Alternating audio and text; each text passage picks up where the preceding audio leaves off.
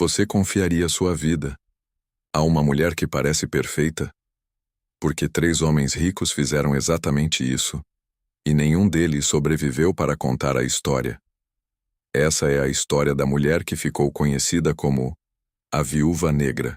Isabela Castro era o tipo de mulher que chamava a atenção em qualquer lugar.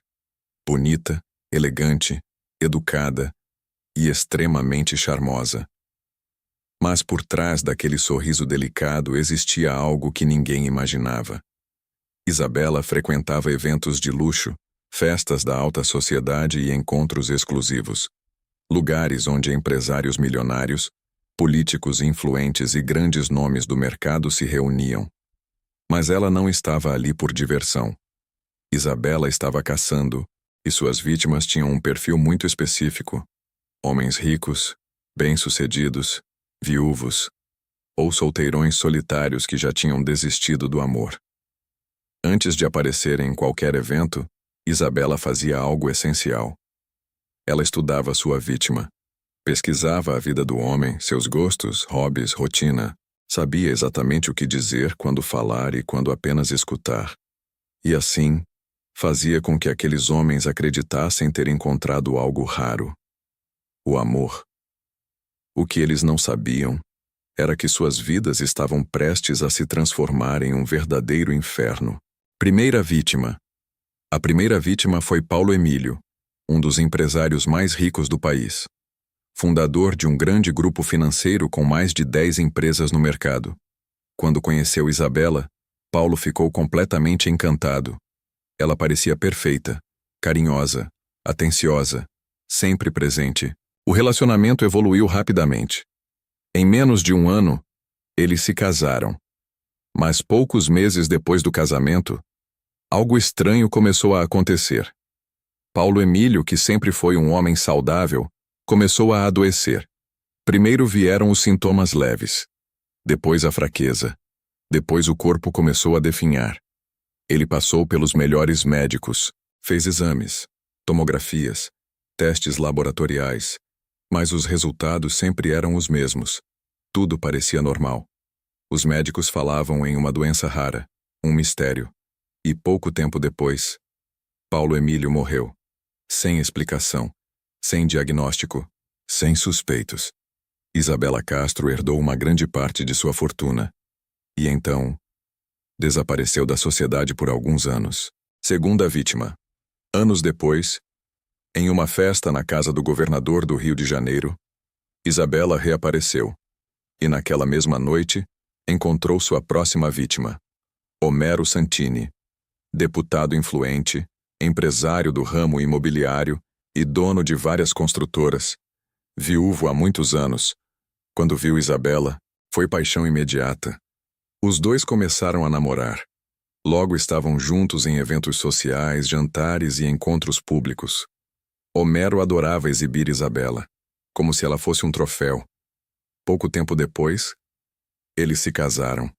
No início, tudo parecia perfeito. Até que Homero começou a passar mal. Fraqueza, mal-estar constante. Ele foi ao hospital. Exames novamente. E novamente, nada aparecia. Os médicos acreditaram que fosse algo passageiro. Mas Homero piorava a cada dia. E algo começou a incomodá-lo. Isabela nunca saía de perto. Preparava a comida. Entregava os remédios. Cuidava dele o tempo todo. Aos olhos de todos, era uma esposa exemplar. Mas um dia, Homero viu algo. Ele viu Isabela colocar algo estranho em sua comida. Naquele dia, ele se recusou a comer. E revelou o que tinha visto. Disse que suspeitava que ela estava por trás de sua doença e que iria chamar a polícia. Ele começou a caminhar em direção ao telefone, mas não chegou até ele. Isabela correu até a cozinha, pegou um martelo de amaciar carne, e antes que Homero pudesse reagir, ela desferiu 3 golpes violentos na cabeça. O deputado caiu morto na sala. Na mansão trabalhava um mordomo chamado Justino.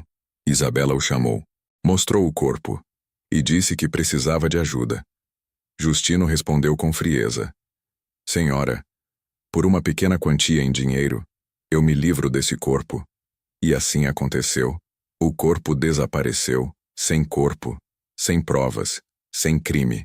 Mais uma vez, Isabela herdou uma grande fortuna. Terceira vítima. A terceira vítima foi Salazar Mendonça, um poderoso empresário do ramo de supermercados e atacados. Salazar era um solteirão. Morava com seu filho, Adriano Mendonça. Os dois conheceram Isabela em um evento do Rotary Club. Mas Adriano nunca confiou nela. Ela era 20 anos mais jovem que seu pai, e parecia superficial demais. Mesmo assim, Salazar estava apaixonado. Eles se casaram em uma cerimônia simples, e durante um tempo, pareciam felizes. Até que a história começou a se repetir. Salazar começou a adoecer. Os sintomas eram exatamente iguais aos do primeiro marido de Isabela. Fraqueza, perda de peso, corpo definhando lentamente, exames, médicos, especialistas. E novamente, ninguém descobria nada. Foi então que Adriano decidiu investigar o passado de Isabela, e o que ele descobriu mudaria tudo. Isabela Castro, na verdade, se chamava Maria das Graças, e era de uma pequena cidade do interior do Pará chamada Nova Esperança do Piriá. Adriano foi até lá, conversou com moradores, e ouviu algo assustador. Maria das Graças já havia sido presa anos antes, acusada de tentar matar o próprio irmão, envenenado. Adriano encontrou esse irmão, Antônio, e ele revelou algo crucial. A avó deles era uma famosa raizeira da região.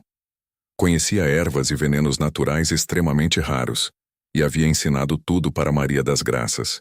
Antônio contou que ela tentou matá-lo usando uma erva conhecida como erva de rato, um veneno que, quando bem manipulado, mata lentamente, sem deixar vestígios. A pessoa simplesmente definha, até morrer. Antônio só sobreviveu porque sua avó descobriu o envenenamento. Depois disso, Maria das Graças desapareceu e nunca mais voltou. Adriano voltou ao Rio de Janeiro e continuou investigando. Logo descobriu algo ainda mais perturbador. Isabela havia sido casada com 2 empresários. Um morreu com os mesmos sintomas do seu pai, e o outro simplesmente desapareceu. Pouco tempo depois, Salazar Mendonça morreu. Furioso, Adriano levou todas as provas para a polícia.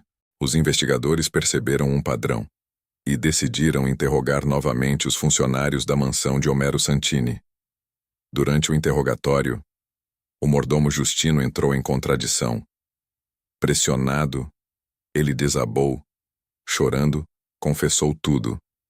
Disse que Isabela matou Homero a marteladas e que ele havia escondido o corpo. Na mesma hora, a polícia correu para prender Isabela, mas era tarde demais. Ela já havia fugido. A Polícia Federal foi acionada. Aeroportos começaram a ser monitorados, até que, no Aeroporto Internacional do Galeão, uma mulher elegante, óculos escuros, uma mala de mão, esperava calmamente na fila de embarque, como qualquer passageira comum.